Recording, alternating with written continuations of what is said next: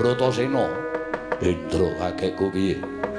Apa ingkang kuwi kita upaya ning telenging Gunung Candramuka mau sejatine ora ana, ya mung nanging kudu aja pisan-pisan luputake kelawan gurumu Begawan Durna sabab ingkang dikarepake dening gurumu Begawan Durna ya kuwi kayugung susuhing angin. Kayu kuwi tegese kajeng utawa karep.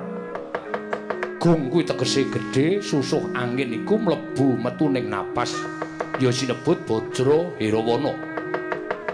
Dadi kayugung susuh ing angin iku wujude ora liya amung uripe Werkudara dhewe. Wektu iki jeneng sira adreng kekarepan kita nggone kepengin nempa sarta njaluk pejangan ngelmu kasampurnan.